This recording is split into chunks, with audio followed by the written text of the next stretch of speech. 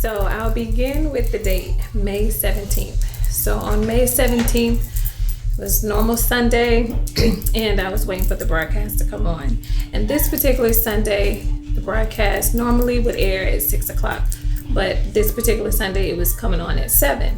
So I was in the house getting ready to tune into the broadcast. I went to charge my phone. I left my phone for a quick second to run downstairs because the broadcast hadn't come up yet. And then we got message that the broadcast was a little delayed due to technical difficulties. So I was like, okay, good. I run downstairs, and at the time, you don't know why something is happening until after it has happened. And I say that because I go downstairs, and all of a sudden the dogs begin to bark. And normally when the little dog barks, nobody's alarmed because he barks at everything. The wind blows, he barks. But the dog, the Rottweiler, she begins to bark. And so we get a little alarm, and my brother-in-law goes to the door and he says, "Sis, there's a fire truck outside." So I go look out the door and I see there's a fire truck at my aunt's house next door. So I run upstairs to grab my shoes and my phone, and I noticed she called me like 2 or 3 times. So I'm calling her back, and as I'm calling her back, I'm putting my shoes on, I'm going downstairs, and when she answers the phone, she's in a panic. And she's like, I need you now. I need you to get over here right now. Something's wrong with Poppy. So I run up next door, I go into the house, and by this time, the first responders from the fire truck, they're coming in behind me, but I go in a little ahead of them. When I go in, he is sitting in the chair. She is frantic. She's panicking because he's not responding. He's drenching, pouring in sweat. I mean, literally, like, I have worked in the hospital, nursing home, and I've never seen anybody sweat the way he was sweating. It looked literally like somebody had poured water on top of him. And his arm, where his arm was at in the chair, was literally like a puddle. And I'm like, Poppy, I'm calling his name, and he's not responding. And at first, he's just kind of looking in a daze. And then I said, "What's wrong? Are you okay?" And he says, "No." He was like, "I don't feel good. I hurt all over." And then they begin to come in by this time, and they begin to work on him. So as they're working on him, they're checking his blood pressure. They're not saying anything to us. By this time, the paramedic comes in, and they kind of swap. They're working on him together. First responders and the paramedics, they're working on him together. And as they're working on him and checking his blood pressure is steady dropping. They're showing each other the blood pressure. My aunt is panicking because she's like, what's going on? What is it? He's still not responding. So they begin to cut his shirt. They get the scissors, they cut his shirt. And at that time, they began to put the EKG on him, and they're trying to figure out, what's happening at this point, and they're trying to get a reading. And the paramedic keeps saying, "I can't get a reading." So they're like, "Do it again." They begin to put the patches back on him. They run it again. They pull it at this time. They're like, "We can't get a reading." They check his blood pressure. His blood pressure is steadily dropping. At this time, they was like, "We got to get him out of here." So at this time, we wasn't aware that the ambulance had broke down. So the paramedic says, "Well, we're waiting for another truck to come because we're not able to move right at this moment because the truck is broke down." So they're waiting for another ambulance to come. So they're still trying to work on him. They get him out the house. Now, during this time, I'm not, sure. I had already somehow tapped onto the broadcast, and I could hear it in my pocket. I could hear the music waiting for it to count down. And as I run home to get my car, bring my car back because it starts to rain. As they're getting him out, Abby begins to help Auntie get ready. He's trying to get her dressed. We're trying to get her out the house so we can get her in the car. And the paramedics comes. She's like this close to me. And she whispers to me and says, "He's going into cardiac arrest." And so, Mom's like, "What is she saying? What is she saying?" She was like, "I didn't want to say too much because I don't want your aunt to panic, but he's going into cardiac arrest." And she was like, "The weather's pretty bad, but you need to get to the hospital as fast as you can. Take your time, but you need to get there as fast as you can." So when we get there, I'm beginning to hear the broadcast come on. I'm hearing Pastor talk, but we're still moving. So I'm hearing bits and pieces of things that are catching my attention. And he begins to say that you have to know who God is. Now, when I said earlier about how sometimes we don't understand how things happen before they happen, I say that because the broadcast, I felt like, was delayed for us because normally it would come on at 6 o'clock. This particular time, it started at 7:14. He began to go into cardiac arrest at 7:12. And I say that because at the time, it was what we needed to hear as we're driving to the hospital. Pastor begins to say, you have to know who God is.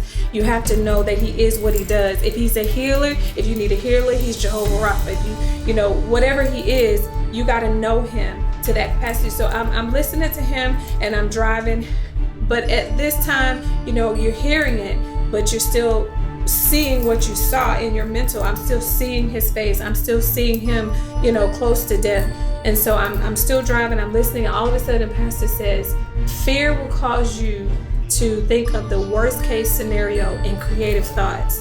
And when he said that, it just made me like, that's it. The enemy wants us to see what we saw and think that this is it, that death is, here. And not even think about knowing to pray. And at that particular time, even before they took him out, I laid my hands on him and I began to pray. And I had his daughter on the phone and she began to pray with me. We just began to pray quietly over him. But as we're going to the hospital, we're hearing the broadcast was just helping us, giving us hope and giving us strength as we're going there, because at that particular time, that's what we needed to hear. Had the broadcast came on earlier, we wouldn't have got that message at that particular time that could speak to the situation. Because even when we weren't able to speak because we're moving along or we're getting directions from the paramedic, that word was still playing in my pocket. So it was still going into the atmosphere. And so when we get to the hospital, they would not let us in due to COVID-19. So when we get in there, they won't let us in. We know no information. They tell us to stay in the car and they'll call our cell phone whenever they get some type of information. So we sat for at least an hour before I had to go back in to remind them that, we are outside. We're not home waiting for the call. We are actually here. They told us to go and sit in front of the heart center. So we were there waiting. And about maybe an hour and a half later. So during this process, I text Pastor to let him know exactly what was happening. And at that particular time, we knew nothing but what they told us during the time they were working on him as far as his blood pressure dropping. So I'm texting Pastor back and forth and just letting him know that he's in cardiac arrest. He's 80 some years old. He's not responding by this particular time.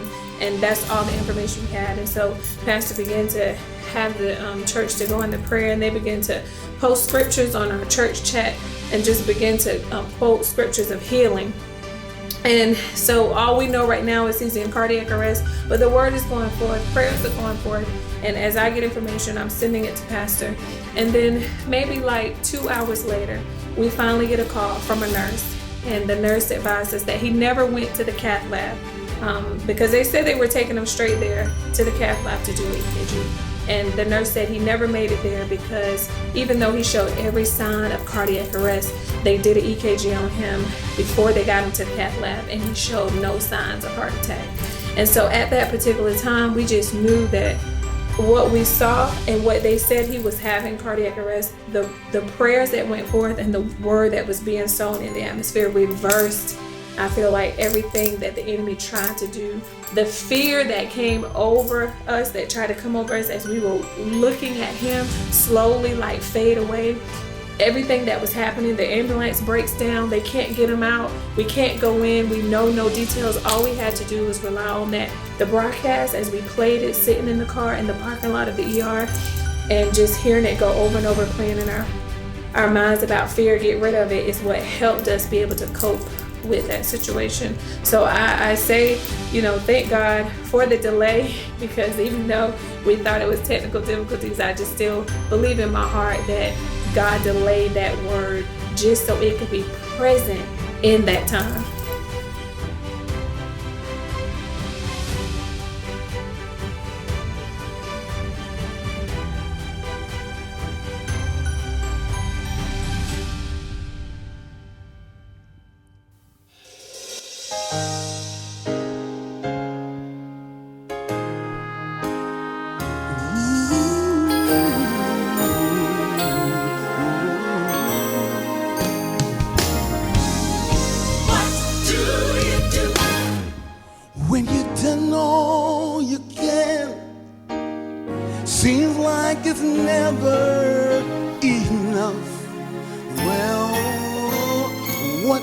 say when your friends turn away, you alone, alone, alone, alone.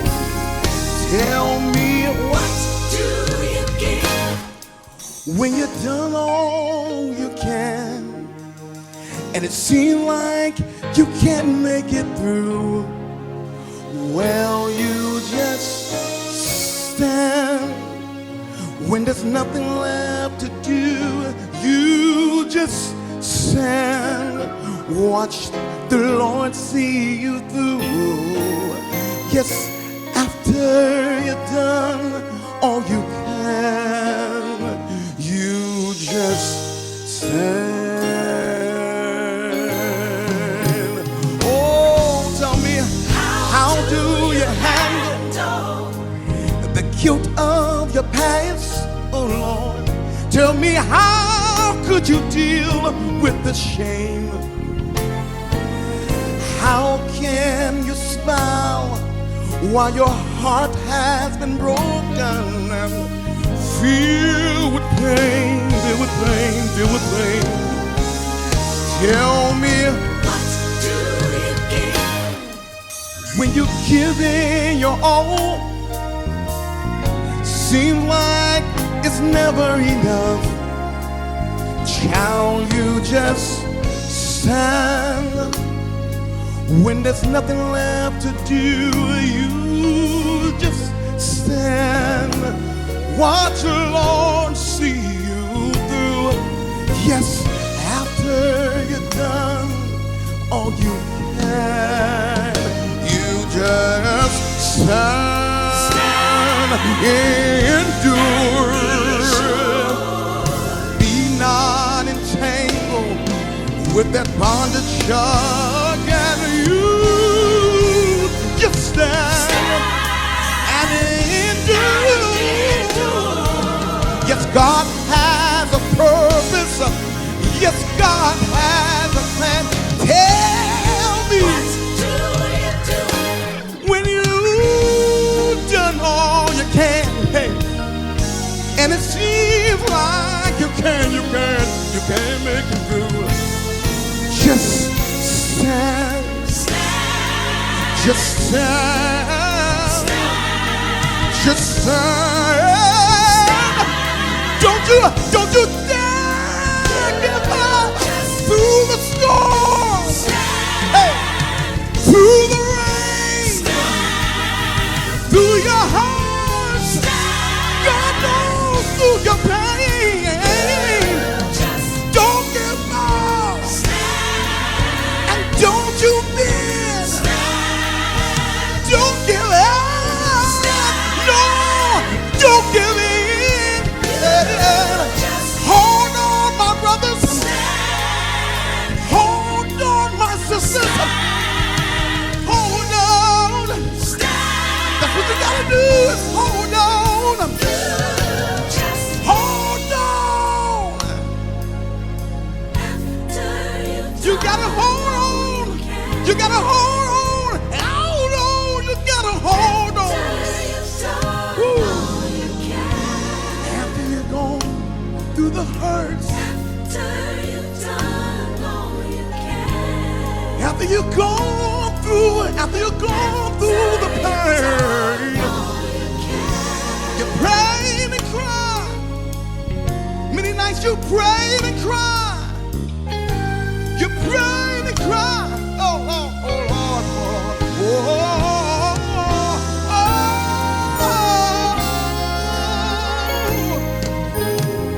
You just said,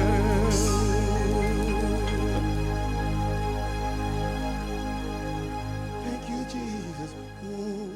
You just stand after you've done all you can. After you've done all you can. After you've done all you can, you just stand. I'll never leave you. I'll never leave you. I'll never leave you. If you will only trust me. God's telling you right now. Just trust me. Oh, trust me. I'll fight your battle. Jesus is talking to you right now. He said, I'll fight your battle. I'll fight your battle. If you will only trust me. Just trust me. That's all you gotta do. Just trust me. Hallelujah. Thank you, Jesus.